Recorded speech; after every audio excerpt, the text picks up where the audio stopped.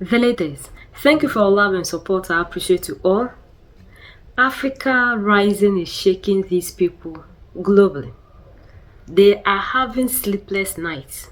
They are fighting themselves. They are fighting among themselves. Our growth is a problem to these people. But they come out and they project it as if all is well. But all is not well. These people are shaking. According to this British, Africans' population growth should be a concern to them. That they are busy concentrating on other things, neglecting the most important thing. That is our growth. The Africans, where we are getting to, if they don't do anything, if they don't act fast, they will be at a loss. And that every country is having upper hand in Africa. That China is gaining significant upper hand in Africa and the Gulf nations. But they have tried to maintain that colonial kind of relationship towards Africa. And that this new Africa with this population is something that is dangerous to them. And we haven't understood that our population is a danger to these people. All these people always sit down and whatever they are discussing today is Africa, because they are seeing the rise in Africa and they are seeing Africa as a threat. You know, Russia has a long history of engagement in Africa, and in the last 5-10 years has, in a military sense, at any rate, you know, made itself available again and is present in an increasing number of countries, particularly in the Sahel region. Leaders, I'm Lee Hall. Today I'm sitting down with Edward Pace, author and director of the Africa Research Institute. Edward, welcome to the show. Thank you very much. I want to start by talking about your book Youthquake. So the subtitle is Why African Demography Matters. I mean, why does it matter to us here in Britain about African demography? Well, that's a big question to start with. I mean, I think, you know, given the scale of the population growth in the continent over, well, since about 1950, and the momentum is still very strong, that, you know, we're seeing an Africa that partly because of population size is demanding, in a sense, a far greater recognition and space on the global stage. Yeah. I mean, if we go back to 1950, in pure population terms, we see that about 7% of the global population was African. By the middle of this century, it will be about 25%.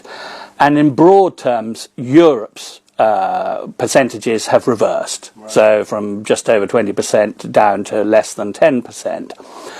And you know, the whole ethos of Africa Research Institute in general was about shining a light on interesting stuff going on within the continent, people with good ideas, people solving problems often with a minimum of resources, and you know, part of the interest about population is that despite all the great fears and trumpeting about population explosions in the 1970s and 1980s, that Africa would starve, that the world would starve because of population growth, whatever's happening and however much bad news you read about the continent, and there are some awful things happening. I mean, the war in Sudan at the moment, for example. Nevertheless, you'd be very cynical to be saying that, you know, no progress had been made. So you're ending up with a far larger continent, and I'm looking principally at the numbers, at the demography, and you will have seen the continent's population grow in that century, 1950 to 2050, by a factor of 11 times. Now, to put that in context, in India's big century of big growth, 1920 to 2020, the population grew by a factor of 5. So that's less than half. Ditto Asia. Between 1950 and 2050, population will have grown by a factor of about 4.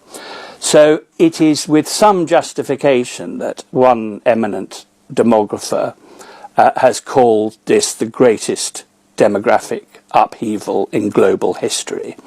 You could, if you wanted to, write a little piece comparing it with the collapse of population over the Black Death and the Little Ice Age combined, but I'm splitting hairs here. I mean, this is a big story on its own. Now, we're already seeing in all sorts of respects, and we can come back to this, that population alone is, as I say, demanding greater attention.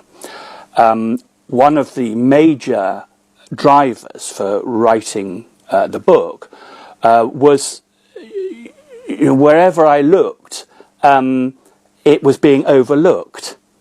I would go to a 2-day conference on migration globally, and there would be not a single paper delivered about the underlying demographics.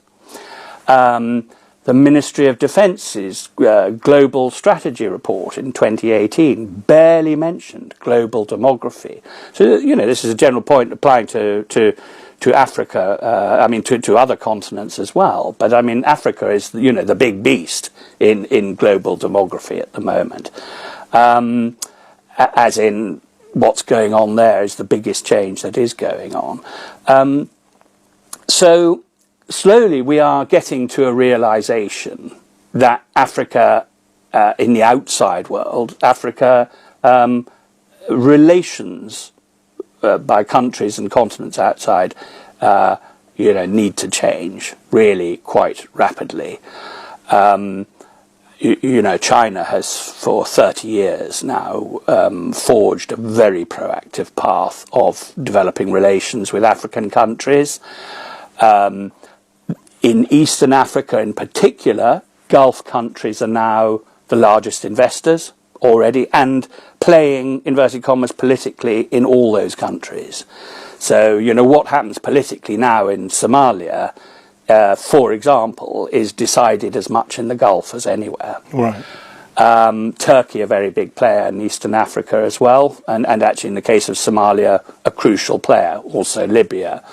So this is one aspect of why it is important. Geopolitics are changing at a rapid rate, and it was symptomatic of the fact that some people are tumbling, not as many as should, but tumbling to the increased geopolitical significance of the continent when the Ukraine war broke out, because actually suddenly, Africa has 50-something votes in the UN, and there was quite a division as to, who was going to support which side. 85% of French speakers by 2050 will be African French speakers.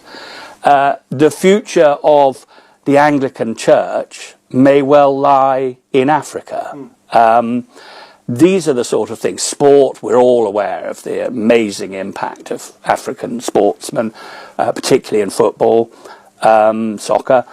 So that's already happening. Fashion, Africa is starting to, African designers and so forth, especially from countries like Senegal, Nigeria, are starting to become more globally recognized.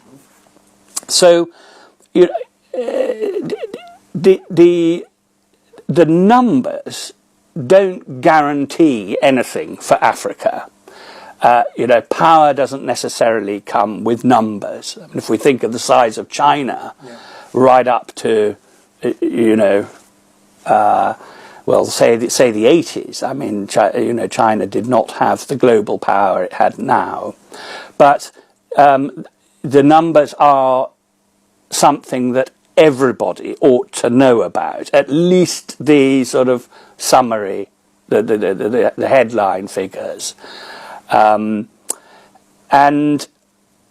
another major aspect that needs to be borne in mind, and we may talk later a bit about migration, is the fact that against the backdrop of a narrative of falling fertility in many Western countries at the moment, and certainly in East Asia, there's the same number of global births as there have been every decade for the last 3 or 4. So the total number of births is remaining relatively constant. Now, by the middle of the century, 40% of global births will be African. Really? And already by then, 1/3 of the global working age population, in the context of this constant search for labour or workers or whatever, that 1/3 of the global working age population will be African. So now these are figures that matter. If you're in a government in any country outside Africa, and indeed within Africa, these figures matter. Why do you think it is that so many of almost all of the Western developed nations have birth rates problems, but a lot of African nations are very much the opposite and bucking the trend on that? Well, there hasn't been great synchronicity between in fertility transitions country by country. I mean, ours is in the UK is very different from France's, and the simple reason why that is that changes in fertility patterns are like imagine a bucket full of all sorts of different stuff, like a tombola, and different factors come into play in shifting fertility patterns. And in many European countries, the transition from being high fertility, let's say 5 children on average per mother, down to replacement level, which is 2.1 children, specific 2, let's call it 2. In many European countries, that took 2 centuries. Now, if you're analysing fertility changes either in Asia or in Africa, a rapid transition qualifies as is generally taken to be a change of 1 birth per decade. So, a rapid fertility transition, which many countries in Asia achieved, means for a decline from 5 to 2 births in 3 decades. So that's 3 decades against 2 centuries. In that bucket are a huge number, and there's an entire industry analysing which packet in the bucket is more important. Economic development is important for bringing down fertility, the richer people get. Cultural factors are a factor. Female empowerment and female education, very important to, and statistically demonstrable the impact on bringing down fertility. The more women who are in the workplace and the more empowered women are, the lower fertility almost invariably is. So there is a big sort of smorgasbord of fact. Urbanisation is another, that the more rapidly countries urbanise, that tends to drive fertility rates down, because fertility rates in cities are, for various reasons, quite low. Well, I mean, an interesting thing there is that urbanisation has been very rapid in Africa, but the average fertility rate is still high. So what's the reason for that? I'd say 2 things to that. One is that urbanisation in Africa is a different type of urbanisation to urbanisation in Asia and even in Latin America. Africa is urbanising in its own way, which is entirely logical, in my view. It's only the African that hasn't realized what is happening in the world. Like Joshua Mamponga said, that is the reason to which you see our men, grown-up men, busy discussing football, the shape of women when the world is at war. These people are at war with themselves because when they look at what is happening, the uprising in Africa, they have to do something fast to destroy that Africa that we want it to rise. And we can never rise with the entertainment, with all the things that we have entangled ourselves with. These people, when they are sitting down, look at the discussions that they are having. What discussions do Africans have? What do we talk about? If not the things that these same people are feeding us with to drive us away from reasoning. Even now, most of us, majority of Africans don't know what is happening. And where there are things that are educative that we will feed ourselves with, Africans, majority of us don't like it. We want where they're singing and dancing, where women are shaking and where women are naked. These are the things that the African is finding joy in. If truly we want to see a better Africa, we really need to restructure the way we think. We have to wake up because the people we are fighting with are not sleeping. They are on their plans every blessed day, looking for new strategies to come into Africa, to still have upper hand on us, to make sure we never move forward. And the African is sleeping. Just a few of us that are rising up. Some don't even see the reason to which we are doing what we are doing.